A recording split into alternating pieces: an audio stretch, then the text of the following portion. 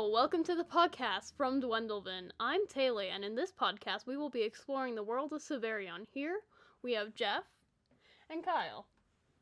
Today we will be discussing secret societies.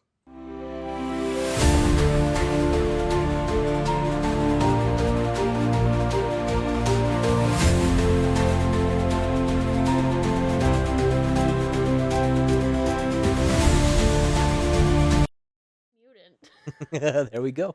We're back. All right, who founded the Shadows Guild? Okay. This will be fun. So yeah, the Shadows Guild is one of our two secret societies. We only have two because that's more than enough. But Secret Society of the Shadows Guild was actually founded by Ayala's wife, and Ayala's our big old dirtbag. He converted to the priesthood of Vagog. He was like, you know what? These guys are whack. I'm gonna go follow this one now. And he spent a couple years trying to convert his wife. He was like, babe, no, look at her. Look, she's better, right? You like lady leadership. She's a lady leader. Let's be lady leadership friends here. And his wife was like, nah, dog, miss me with that. And then he tries again for a couple more years, and finally he's like, look, it's now or never. And she's like, all right, square up. And we're having fun with the verbiage, but effectively, yeah, she's like, yeah, no, you're not going to catch me. I'm going to fight this. And Ayala, for the first time ever, handily obliterates his wife. Like, doesn't fully destroy her, but, like, he is God-juiced. He is the high priest of a god being that is like, oh, hey, bro, have some power! And he just wipes the floor with his wife, which has never happened before, especially there's some Sangatu. So the Sangatu culture is highly matriarchal. So she was the better strategist, the better fighter, like generally speaking. Just he's a homemaker, she's the warrior. And so for her to just get soundly defeated like that was a huge slap in the face, literally and figuratively. And then instead of putting her down, he's like, now you can think about this. Just think about what you could have had because you're stronger than me naturally. But here I am, better than you because my God is better than yours. Neener, neener, boo boo. So that's who founded it. It was Ayala's wife, Alatea. Because after she got soundly beat down, she recognized two things. One, you can't fight a god-juiced super dude head on. You're going to lose. And two, someone needs to be able to stop him. And so she goes away and kind of licks her wounds, literally and figuratively, and then some got to our cat people. It was a bad cat joke. Oh, we got Ludene. Yo, hello. But yeah, so Alatea is the creator of the Shadows Guild. Yeah. Fun. I don't know if it was fun for her or not. I know. First instance of domestic abuse in all of our history. Aw. Needless to say, they weren't married long after that. I'm fairly certain that when he laid the smackdown on her, she was like, "All right, we out. We done with this. This marriage is over." And actually, She should. on a side note, it's kind of grody. The big reward for Ayala was his unholy bride. We talk about this, where he was given the ability to shapeshift and then had a shapeshifting monster, and they copulated and created individuals that then went out and ruined bloodlines and created the shapeshifting skill tree. Huh. Yeah. Wow. Divorce person. I know, right? First one in history. I don't know that they ever got divorced, but so the events that transpired that got them there. I mean, Kyle said that Ayala was like, "No, my God's better than yours," but the events that transpired. So, Vagog, right? And if you go back and you watch the creation series, Vagog comes about because of the imbalance in nature, right? And so when that happened, Parvulcan and Veritas Sanctus, the two gods that are trying to be Dysactos, right? They create these weapons to essentially kill Vagog. That was the goal of the weapons, right? And so Ayala, who at the time was the high priest of Parvulcan, goes around and finds people who are willing to sacrifice themselves. So this would be like the first time any of the races experienced death, right? So he goes out and he finds willing people, and one individual from every single race is sacrificed to create each of the 9 weapons.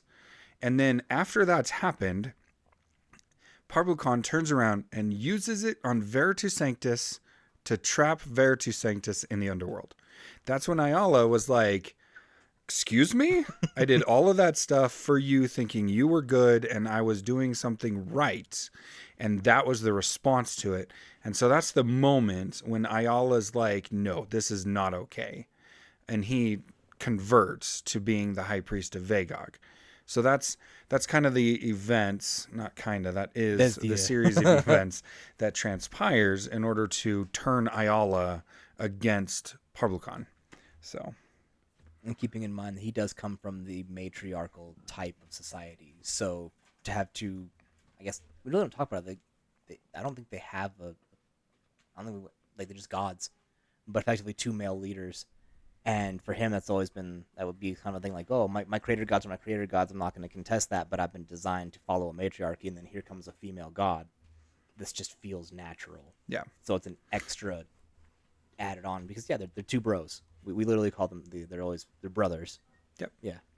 And I mean, granted as well, it was kind of like Veritas Sanctus asked for it without realizing it because he was straight up like, man, I wonder if these are actually going to work. And Parvulcan's like, I don't know, fam. Let me check. And they did.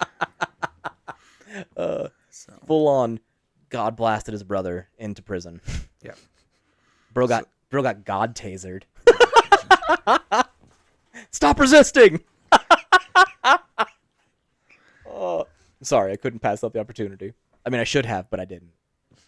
And this is without caffeine. Maybe I need a caffeine. I should probably caffeinate. I don't know that would help. So yeah, no, that was a solid. I just wanted to throw that in there for obviously the taser joke. I just could not.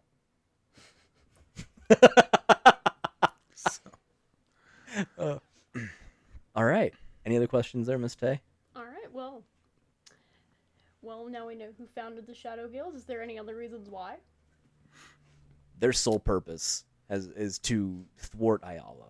I think Alatea realized that obviously you can't fight something like this up front. And also in this point in time in the world, Ayala is actively gathering an army of people and converting them to the glories of Vagog and how much power she can bring to you and how much you can, like how much more righteous her cause is, even though his group of followers will slowly kind of deteriorate into a bunch of raving, mad, bloodthirsty lunatics who despise their own, they eventually hate their own divine purpose and rage against it aggressively.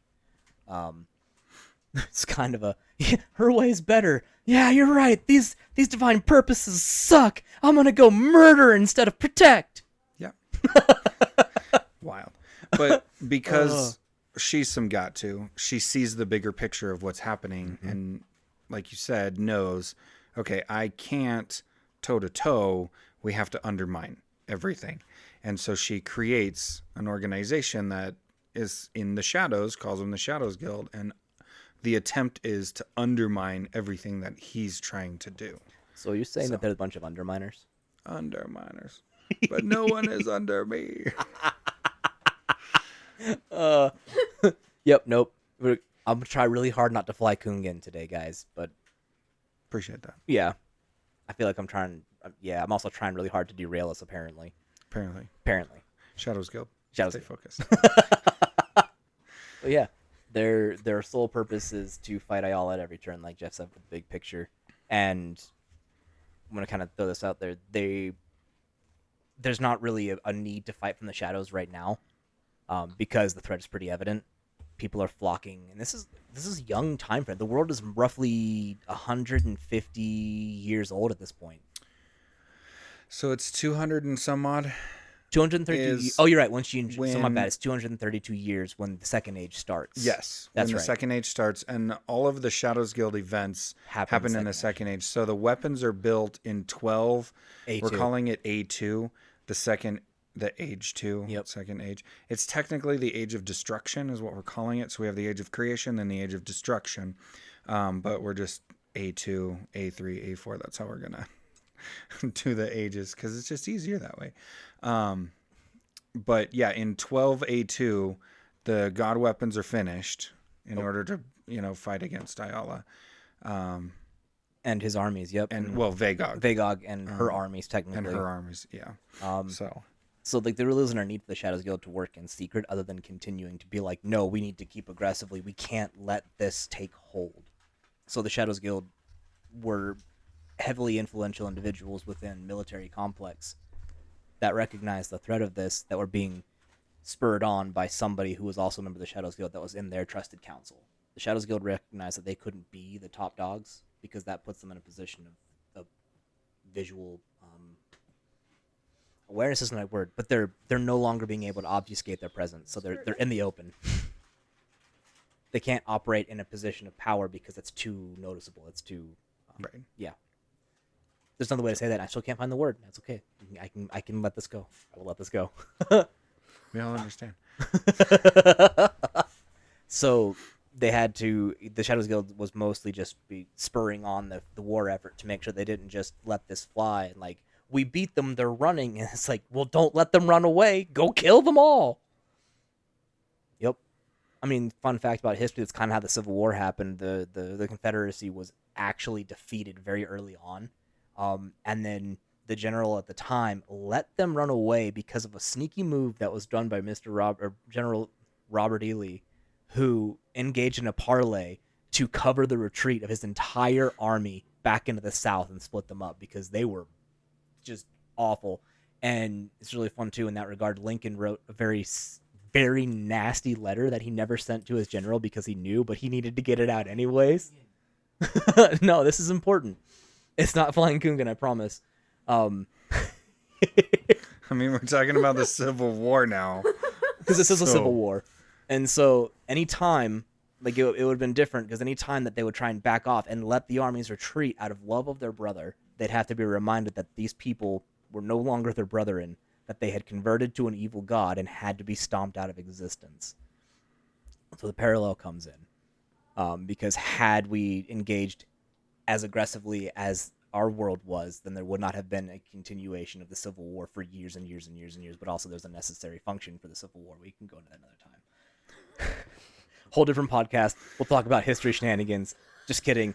Don't have any desire for that. There's so many of those out there. Back to the Shadows Guild. So the Shadows Guild made sure they were the hand that Lincoln wished he had. Is what I was getting at. Oh, okay. To encourage the generals and their armies to pursue the rebels, the cultists was more accurate, into just non-existence.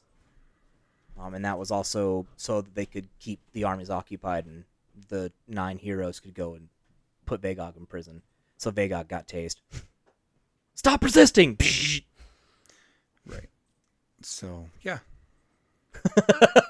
So Vagog gets tased. And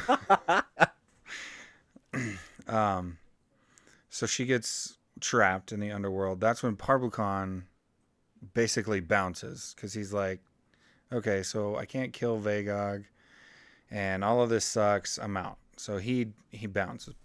Right. There's a little bit of embarrassment there too. And because he got called out by his brother ahead of time in front of everybody, being like, "Oh gosh, what'd we do?" And then his high priest, not him and his brothers, his personal high priest was like, "Bro, you're a dirtbag. I'm out." Talk about ego check. Yeah. And this is a god level ego check that just got slapped by a little cat man. So definitely, yeah, he was like, I ain't gonna suffer this humiliation and this indecency. Right. You couldn't even do what I asked you to do and kill this thing. I'm out. Right. Yeah. Sorry. It's okay. So in 15A2, they hide the weapons. Ayala has a fight with his wife, and all that happens. And then Ayala sees what's going on with the Shadows Guild, right? So 18A2, Alatea creates the Shadows Guild, and then the Shadows Guild starts putting down all his rebellions, all his the cults. rebellion and everything. And then it was 253 I think so. was when Vagog was finally actually trapped, right? And then the weapons are hidden. And then Ayala, knowing that he can't win this war because there's not enough people fighting for Vagog to actually fight this fight, he decides to go tell all of the 9 races that the other races are searching again for the god weapons so that they can use them independently. And he's the one that kicks off the 1,000-Year War, telling all the races that the other races are looking for the god weapons to be like the master race, the Nazis. So Ayala tells everybody that the other races are trying to be Nazis. And so they all freak out, and that causes the 1,000-Year War. Yep. Which then requires, so the Shadows Guild now has been in existence for 200 years, 220, 230, something like that. Yeah, because years. Vagog, you said 233A2 is when Vagog gets 233. And then 253 is when Ayala instigates the 1,000-Year War. Okay. Yeah. So there's a 20-year gap between Vagog getting trapped and then the Shadows Guild, like, basically inciting the fight against. Yeah. So the Shadows Guild never actually is the one that does. I mean, they participate, but they're do it in a way that, like, as part of a group, and they influence the situation, right? Yes, Lou, this is all fantasy. Well, the Civil War part isn't. That's fair. That's and I mean, Nazis existed as well. That's also not fantasy. That's true. So, so then, where was I? Flying Kungan. Where was I? So 20 years. So then, because the Shadows Guild has existed for 200-ish years, Yeah. right? And they're infiltrating everybody. So they have people in every organization, right? And they've decided that they're going to be strategic. Mm-hmm. Like, I'm going to have a group. So it's a 5 individual team, four person group. It's a 4-man group. And so you have your person who's like your speaker. So, for the sake of understanding, like when the human group, that cell, the number 2 seat house that never loses its position. It's just the speaker. There was a Shadows Guild member in the 2nd seat house as like a party member. And then you have your operative who's like going around and spreading propaganda and stuff like that. And then you have your logistics officer. And then you have your like, scout. Do what? He's your scout and information. Yeah, your scout, your information guy. So that's how they would operate in teams. So they'd have a team in the humans, the team with the Samgatu, a team with. So that's how they do that. It was a very strategic. We're going to control major points, mm-hmm. And then they have their home, which is in Nizek, and it's in the mountains. Like if you're looking at the map, I'm looking at the map, so it's here. So if you're looking at the map, it's here on the map, on the northeast side of the in the inside of the mountains. Not like a cave. There is no natural access to Nizek. There would have been originally, but then we have a bunch of creatures. There has to have originally been. There was originally, and then we have a bunch of creatures who were like effectively like earth moles. Well, and your earth mages. Yeah, the earth mages, and they effectively seal off the entrance and make it look like it never existed through natural means. And then they zip zap themselves in, which is really cool.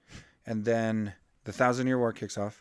And Veritus Sanctus, right? So Veritus Sanctus actually from the underworld starts influencing people to start the Keepers of the Peace and chooses Kenji, who at the time was the leader of the Shadows Guild, as a member to go be part of the Keepers of the Peace. Because Veritus Sanctus thought it would be wise to have somebody in there. And that's when Ayala kills the one that was chosen, the Samgatu that was chosen, and takes his place as a keeper.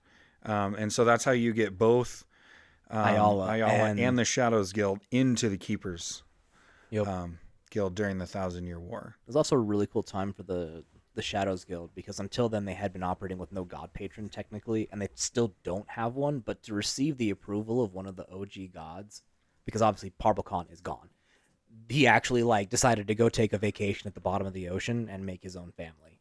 Like he went and started his own family elsewhere. Like, it's really kind of awful. He's a dirtbag as well. I mean, dirtbag begets dirtbag. It fits. So to have the Shadows Guild get that knowledge that, hey, there's our OG god who is still in prison that we don't know where, don't know how to get him out, has picked one of us and knows what we are, because I can't hide that from him. Validated them aggressively, and they felt like they were doing the right thing. I'm still here. I'm just doing something real quick. Which was absolutely awesome. We had one of the cameras isn't working. It's the one that points specifically at me and Taylor. Taylor's always in camera. You'd have a lot of fun with that. But yeah. So, with that validation, it kind of bolsters their belief of we are doing the right thing, and it actually kind of it helps their recruitment in the long run, which is super dope. But we have a lot of fun with this one because you have Kenji, who is aware of Ayala as Ayala. Ayala has god magic power. Vagog was like, yo, the godling down here is up to something. I need you to be a part of it. And she like kicks him forward. And so he goes and, like Jeff said, popped the other Sangatu that was supposed to be there and took that Sangatu's place. And he's like, here I am. And he didn't even hide his name. Like, let's talk about how blatantly brazen this homie is. We got some blob here. Oh my gosh, hey! The hat! Taylor's hat is great. Absolutely phenomenal. Show him the front. Show him the front. Yeah! It's a beautiful hat. So, I went to space again. Apologize. Yes, you did. We were talking about how Ayala was so blatant about it. He didn't even change his name. He rolled up in there as Ayala, but not as just kept the same name. And it was pretty entertaining. Kenji recognized him for what he was right out the box. And when we talk about our namesake in the podcast, Duendelvin, was one of Ayala's greatest opponents in the Keepers. And we want to talk this as well. Halflings are our martial monsters, right? So even with a little bit of god juice, Ayala knew that without like direct Vagog intervention, he was not going to be able to take on a Duendelvin one-on-one. So he needed a way to get Duendelvin knocked out of the race. But Kenji needed Duendelvin as an ally and then created an idea to give our halfling Duendelvin more authority and have better insight to be a better ally. So he proposed, at this point, I'm going to kind of have to backtrack a little bit. The Shadows Guild had and still does have a book style similar to what the Sangatu were given by the gods. Alatea utilized that magic to allow the leaders to be able to gain better insight as what their previous leader was, so their mission never gets lost. They're always keeping track of what was happening. When you have a lot of shadow organizations going on, a lot of different hands moving all at once, you need to be able to access the direct memories and knowledge of the person that was putting them in play, which was the books that they have. So you put on the ring, you read the journal, and bam, you are in their mind. So that magic existed. It was given to the Sangatu. It was then transferred as a tool for the Shadows Guild. And then Kenji was like, I can make you a better halfling. Let me give you better insight. And they perform this ritual. During this ritual, Ayala takes his opportunity. He's like, I got this. And the control aspect of her ability to maintain full control over her new power, he pulls that out during he sabotages the ritual. Totally knocks her out, makes her kind of worthless for a long time. She's no longer within the council able to hold that because these dang it, I can only see something about insight checks. These insight checks are insane. Fair. Good call. Nat 20 every time. So then Duendelvin is incapacitated. Kenji does not want to lose his greatest ally without her realizing that, like, how about this? She doesn't know that Kenji's Shadows Guild member, but she Right. doesn't know who Ayala is by nature, but she just naturally opposes him because his viewpoints are literally bad. It's, Right. and so that opposition was there. It was taken out by this ritual. But Kenji's like, I can't leave you undefended. So he goes and does his dwarven shenanigans, and he creates the first Shimbare. He puts forth the blueprints for it and says, hey, we have the god weapons. She needs a protector because she can't protect herself anymore. Don't want to leave her vulnerable. I propose this thing. And everyone else in the party was like, ooh, I like it. And our super Shimbare was enacted. Stamp of approval. Yep. And Ayala couldn't say nothing about it. Right. So he removed her mentally, but then couldn't remove her physically because Kenji was quick on the uptake. Go Shadows Guild. Go Shadows. Yippee. And she gets her super Shimbari protector, who there's no way that Ayala can overcome again without direct Vagog influence. And Vagog is in prison, so he doesn't have the same god juice that he did when he fought his wife. Well, even so, Yeah. the Shimbari were developed after that as the protectors of the. Gosh dang it, Ludo. They were created as like the first trial Love to put peace back in the world, right? The guardians of the world to maintain peace. That's what the Shimbari were. And the first one was specifically created to be an unstoppable force to protect Duendelvin using Parvulcan's weapons. Mm-hmm. And so even with Vagog's power, Ayala couldn't go toe-to-toe with that Shimbari because that Shimbari would soak that power Yep. from Ayala and use it against him. It's like, you got your So- god juice, so do I. So do I. And I couldn't see what Sarah popped up there because the whiteboard's She a little in the way. said, that sounds like a scary time being in somebody's head. So it wouldn't be like what you think of like Professor X when he's like in someone's head, right? So think about it like Oh, this. thank you, Ian. Oh, Careful. There you go. Okay. All right. So imagine it more Nicely like done. this. Okay. I'm going to write a book based on my experience. Okay. And so I'm writing down my experiences as, Yeah. as I do, right? And I'm wearing this ring and writing it down.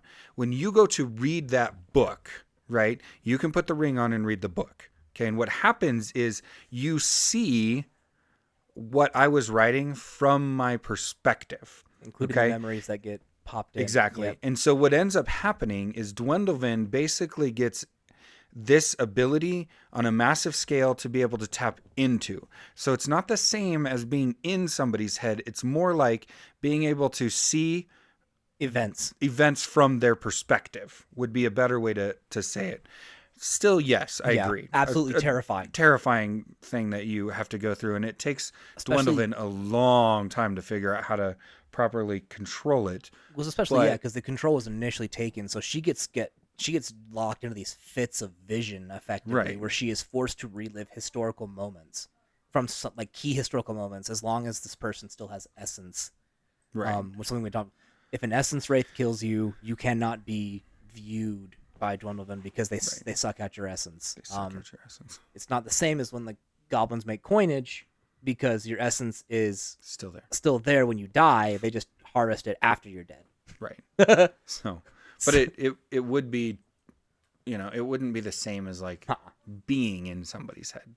But It's like because you're like in their body, you're experiencing them as them. It'd be kind of a creepy, awesome way to experience different events. Also, that Duendelvin have a better perspective and be able to hopefully Kenji could give her insight without indoctrinating her into the Shadows Guild, because that was not an option. right. But because he knew of how the magic worked, he knew how to protect himself from certain viewings.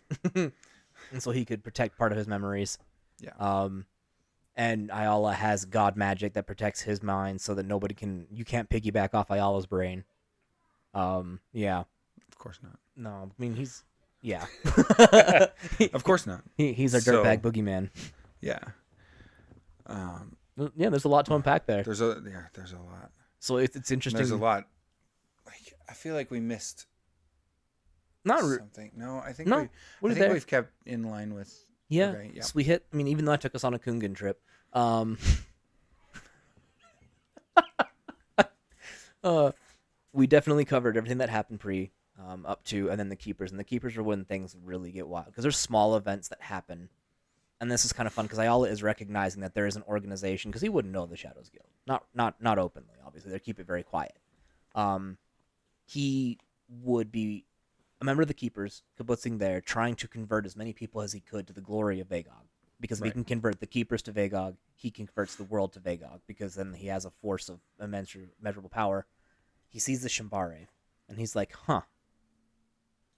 this would give me more time, so we're not the ones. And he proposed it this way to the group, to the Keepers. He's like, we can put a lesser format of these Shimbare in action, and then we're not the ones having to go and put out fires all the time. It gives us more time to find alternate solutions. So he didn't speak a single lie in that entire interaction, because absolutely everything he said was truth. To mostly truth. Yeah. His intent was very different, because if they had the Shimbare and they were putting out fires, he was able to go and be more active, because somehow all of the plans that he put into place in these different nations that he would go to and help were being undone. And he was like, this is unusual. If I'm not actively in a spot, the process fails. Right. None of my schemes are coming to fruition. And the advantage that the Shadows Guild has at this time is, one, Kenji's there, but the Shadows Guild was specifically designed to thwart Ayala. So Kenji knows what Ayala's about. And where he's going to be. And where he's going to be and all that kind of stuff. But Ayala doesn't know Kenji's a member of the Shadows Guild. And so they do, in this period of time, have an upper hand. Yep. Just because of their resources and what they're trying to do and how they hide themselves. So yeah, Ayala's like frustrated all the time, and then he puts the Shimbare in play so we can pursue a different thing. And Kenji, knowing what Ayala is up to, is like, well, we can't have this. We need the Shimbare to not be a thing. Yeah. So he leaks how to destroy the Shimbare to the Shadows Guild, who then disperse it to all the 9 races, and now the Shimbare are not useful. They had a great period of time where they were terrifying. And it's true. What would happen is, like you talked about, Kenji's people, the Shadows Guild, wouldn't be able to thwart Ayala wherever he was. Also, Kenji was starting to get paranoid. He's like, I made this thing, and then Ayala took an interest in it. I didn't think about that. And so there's this little bit of an inferiority function, because Ayala's an OG. He's a Samgatu, and he has God juice. So he's like, Kenji is playing himself effectively and trying to play 3D chess with Ayala, who is a robot. Like, he's not literally, but like the idea is like, I'm trying to fight an artificial intelligence. So he feels like, even though he is a very great inventor, he is outside of his league whenever he goes toe to toe with Ayala. So anything Ayala takes an interest in something, he can't quite see the big picture, but knows it's not a good idea. So that's also part of why he was like, the Shimbare got to go. I don't know what his plan for this is, but like, I don't like it. So then the 9 races know how to defeat it. And then Kenji's like, you know what?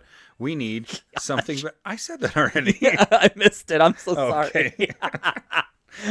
So he's like, you know what? Let's just banish him to the underworld and start over. Right? Kenji's like, let's just start over. And so with the Horakai, Kenji actually succeeds with the Horakai, with their purpose, with what they want them to do, their power set, and like their drive. Yep. Their ability to detach from first time travel. Yeah. That's Ayala. It's playing that game. And Kenji's like, checkers. But Kenji is a master inventor. Yes. Right? And so he does, with the weapons of Parblukan, he does create the Horakai, which until later events we'll talk about in a little bit. I don't know if we'll even get to it today, but at some point he undoes himself. Yep, he beats himself. Is the flaw, because they create Nargoth and then Keteline, Theranik, Elios, and Zayok, right? Gosh dang it, Ludo. I've already killed you. Ludonet, do you want to come like sit in the podcast with us? You are officially invited. We'll have you and Davey. It'll be a great time. I know, right? That'll be good. So, speaking of Davey, where's Davey? He might be work shenanigans. Okay. I'll have to figure it out. I'm just gonna throw this out there in case he is listening. He won the hoodie Yeah, he did. in the raffle, so I need his size so that he can or I whoever can he send chooses it to to him. give it to, because he So- could give it to his wife. That's true. I just need the size. Yep. At any rate. so Kenji successfully creates the Horkai, right? He creates Nargoth, gives Nargoth the ability to create new Horkai, right? And so Nargoth creates Theranik, Catiline, Elios, and Zayak. And then creates as like a replication of himself, but a different purpose. Yep. And then creates like Foot soldiers of the Horkai. legion Yeah. of, elementalists, the legion of martialists and all that kind of stuff, so that they can create peace. It only takes, of the 1,000-year war, it only takes the Horkai 200 years to establish peace, right? And so that was a huge success. Absolutely. And so this is okay. So back to the purpose of the Shadows Guild, what's going on, all that kind of stuff. Because Ayala is like, and bear with me, because Kyle and I talked about this extensively, and I was like, go back to the Shadows Guild, and he's like, no, this is really important. So Ayala, there's a skirmish that happens in between the creation of the Shimbare and the creation of the Horkai. At some point in between there's a skirmish that happens that leaves the well diggers, the Arcanists, Yep. dead, except for one who's like clinging to life. So Ayala goes to that place, finds that one survivor who's clinging to life, takes him to the underworld, and introduces him to Vagog directly. And Vagog goes, I got something for this. I need you, Ayala, to go back to the Keepers and just maintain the status quo. Just until I release him back into the world, I just need you to be like status quo. Don't do anything else.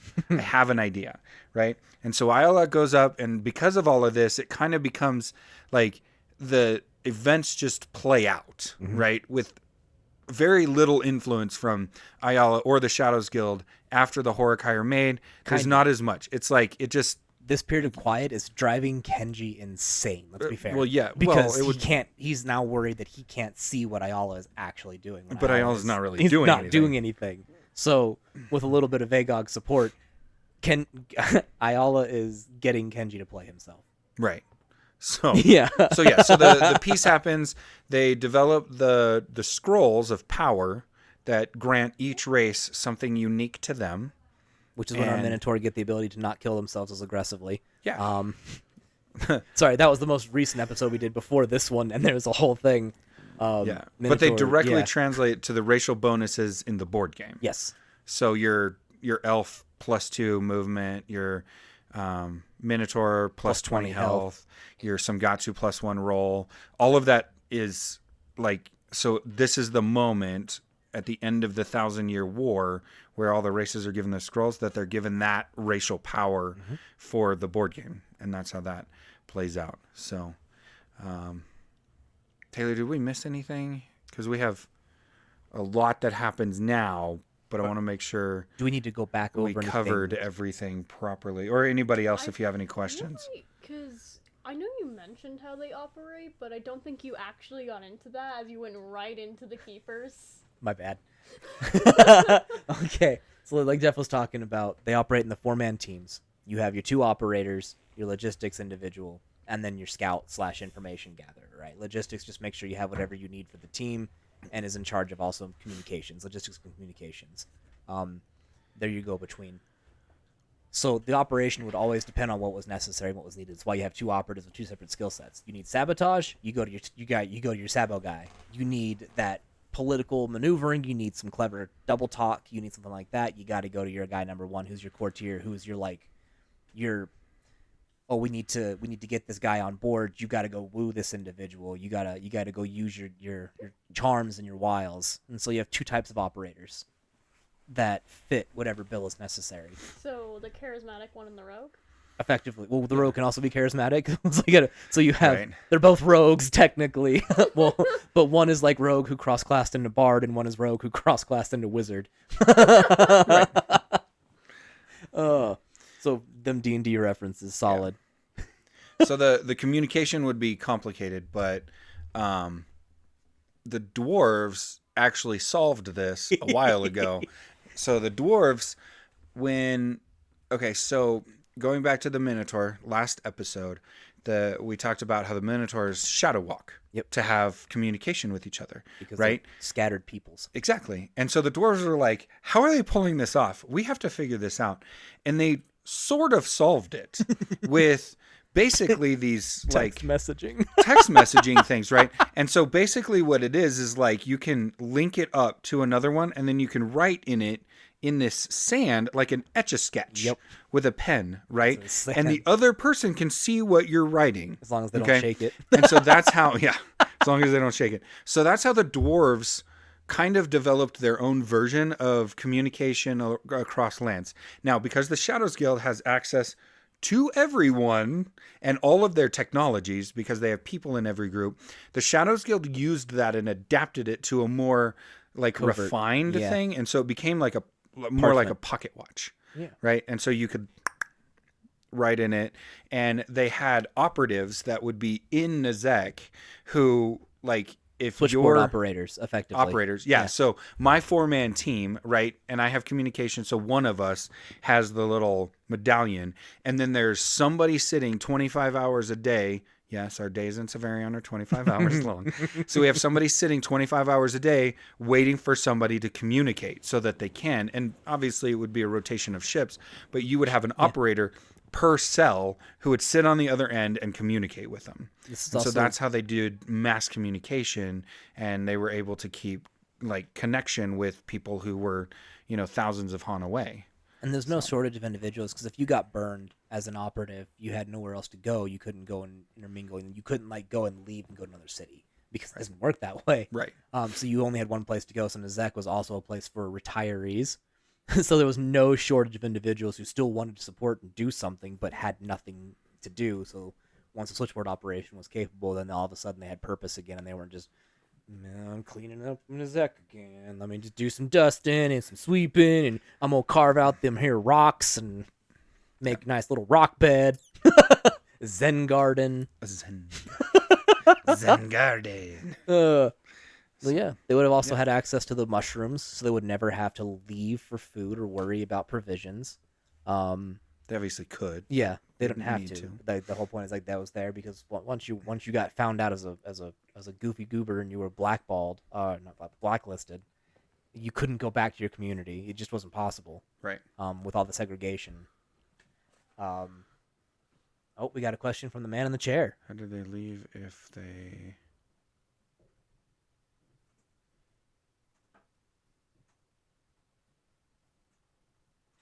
Okay, we're all silently watching as he's typing. I apologize. So we're not just it didn't freeze. We're like, We're Ian still is typing a question. So, how did they leave if they teleported in? I thought the teleportation was one way. No, it would be the spot where you teleported in would be the same place that would be. It would work the same way, but it would drop you out at a different place. Mm-hmm. And so what happened was when they figured out the teleportation, so when it started becoming a big deal and more races were traveling more and there was more people and all that kind of stuff, they needed to hide it. And so they went underground with the, underground rock dudes. I don't remember what we called them, but they had a name. We'll have to look it up. We have it written down somewhere, but they were effectively like earth golems that were... Yeah, earth golem kind of thing. And then the earth mages, and so they... It's not that critical. It's okay. Don't worry about it, Ian. They bury themselves. And so what they did was they created these teleportation stones. And so as a Shadows Guild member, you got a ring. A different ring. But it was attached to your rib. Yep. So it couldn't be, but the connection point was your hand, and you could drag your hand across the wall, and then and it would teleport you. And it was like an area in a wall that was like a cliff wall that would teleport you in. The teleport out would have a couple of different locations, and you could just touch that, and it would teleport you out. The way our teleportation magic works is you have a keystone, and then the ring was effectively your lock to unlock that point. But that keystone is bound to a certain location only. Right. One location per keystone. You also have cities where there's a keystone that was orchestrated and set apart. That's also part of the foundation of some of these cities. And so you can go into a building and just dip out. Right. Like, So your operatives would be able to go to and from Nezek, yes, if they needed to, but it made catching them a lot less effect. Like, as long as you, it'd be it was harder to catch them. almost impossible. Yep. So And then there's no way unless you, because like teleportation magic was a very well kept secret. It was hidden Ian, from the don't world worry about it. by the Shadows Guild for their success. No, that's not them. Nope. It's not the Holocrus. We can talk about it. We'll find it. We have it because written we're down going to talk about the Shadows Guild a lot on Thursday as well. Yeah. Maybe even next Tuesday. But they do eventually get opposition. Our second organization. We can talk about that kind of as well. We went into space about how they operate. I think we which wait. Is a good question. I think we wait till Thursday to bring that up. You want to bring it up Thursday? Yeah, Okay. because we have a lot of information between now and even their invention. That's fair. Before we get there, because we're running on 15 minutes. Holy crap! Before we're done, and we have 1,500 years before Nargoth even dies at this point in our timeline. So that's fair. We can kind of talk about. So we have that whole period of existence where Kenji is panicking because he can't see Ayala's plan. He's like, "What is happening?" And then, I guess we have to wait. Yeah, we have to actually. I can't really talk about this yet because we're launching into that tomorrow about Thursday. Yeah, not tomorrow. Well, sorry, Thursday. No, the death of Nargoth. The death of Nargoth. We can talk about that. Is kind of fueled because of the opposition that is created. I guess we can. So eventually, the individual that was released from Vagog, that's not particularly relevant. It is because that's where Kenji thought that the Horakai had been subverted. That's it right. Is necessary. Okay, yeah. So. Well, let's talk about them like they're a secret organization and not actually reveal who they are yet. Exactly. So there's a group that is linked to the first one, which is the individual that Ayala rescued, right. Who orchestrated his entire people's demise. And then I saved you. I saved you. All the air quotes. And this individual is a very hungry boy and is very powerful. Very powerful. Very powerful, very hungry boy. And so all of a sudden, the keepers were finding entire villages just gone, wiped out. No trace of anything. The only beings that they are aware of that can do something like that are the Horakai. Right. Nobody else has that capability. So Kenji begins to panic. Right. Full panic mode. He thought that Ayala had somehow taken his perfect creations, the ones that he could not subvert because he made sure to give them an intense will. And that was the whole point of it. They needed a will and a purpose. Unsubvertible. Yep. And they really were. They were. But this hungry boy was just wiping out entire cities, like small villages. So that doesn't actually start not for a while. The other faction. No, but that's what starts the downfall of the Horakai. Right. Because Kenji is playing himself because Ayala's being quiet. Begins the creation of a device to kill Horakai. Right. Yep. And so he uses Master Dwarves and Master Goblins to create a dagger that's capable of destroying the Horakai. Now, the Horakai, the critical thing that basically made the Horakai as powerful as they are was this core, right? And so the core generated power, created its own will, and was you could not subvert this power core, right? And Kenji was like, okay, so we have to destroy it. The core has to go. It has to go. So he creates this dagger, years and years and years of research and technological advance and all of that with other master dwarves. Because Kenji's a member of the Shadows Guild. Member of the Shadows Guild. But he's also a key player in the Keepers of the Peace.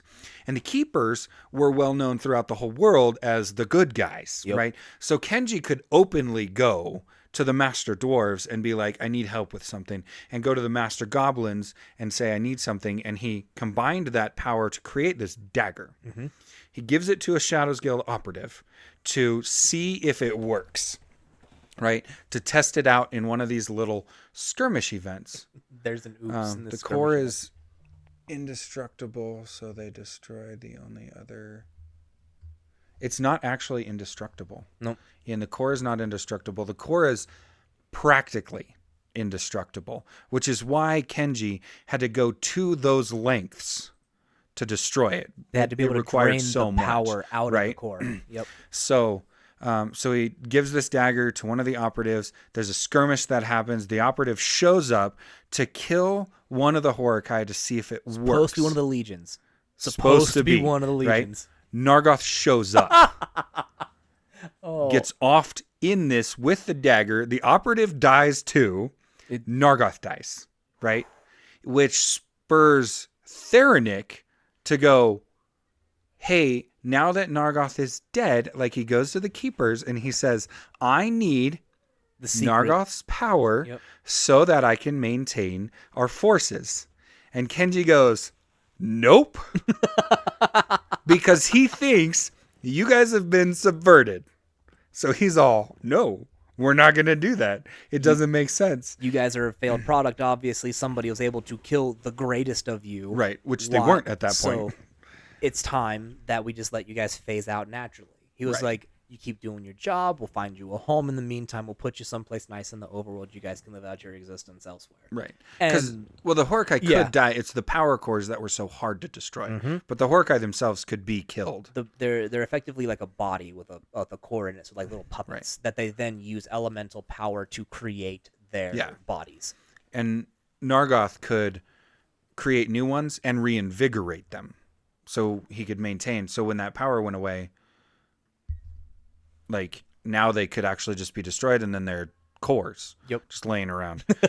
Which, in the role-playing game, you can use the cores. Yep, you can find them as pieces of history. Like pieces lost of history technology and use them that infuse superpowers. Well, not superpowers, but they make you feel real strong. Yeah. So Nargoth dies, Theranik is. And so because... Oh, no. Why'd the message get retracted, Ludo? Did it? Huh. So because Kenji thought they had been subverted, accidentally kills Nargoth, and then tells Theranik no because they were subverted, Theranik gets mad and says, well, fine, we're going to do our own thing. And that's what spurs Theranik into orchestrating the fall. Is because Kenji assumed something that wasn't true, orchestrated Nargoth's death accidentally. And then Theranik's like, fine, I'm going to do my own thing. So it's actually Kenji's fault that the Horakai turn away from their original design. Mm-hmm. So it is the designer's fault that they turn away from their design. And Ayala's like, all right, maybe I'll just wait. He's like, he's just sitting there like, my God is good. It's all, got it. I have to do nothing. He just watches Kenji play himself in chess. Right. Ayala has since retired and taken a nap and like had a meal and he comes back and Kenji's like, oh, what are you doing? Right. I was like, hey. So, all right. So we only have 5 minutes left. I don't think we need to jump into the next phase of what happens with the Shadows Guild. We might have. Like on Thursday, we're going to have overlap with the other shadow organization, and then we might even have to go into next Tuesday. Before we actually touch the whole new organization. Before we get into because we will probably cover from the existence of all the way to their dismantling. Yeah, with both of them. So, well, maybe what we should do, and I think. This is what I'm going to propose if anybody wants to do something differently. Yes, they are very shadowy individuals. Thank you, Ian. Let me know in the comment section. But I think what we should do is we'll introduce the other organization as they happen, and we'll run them both. And we'll just talk about both of them until they're both gone. And we'll intermix and intermingle because they exist together a lot. And so we won't just... So starting Thursday, we won't just talk about the Shadows Guild. We'll talk about both of them and how they pair up and side by side and coordinate each other. Because their existence is going to start coming to light.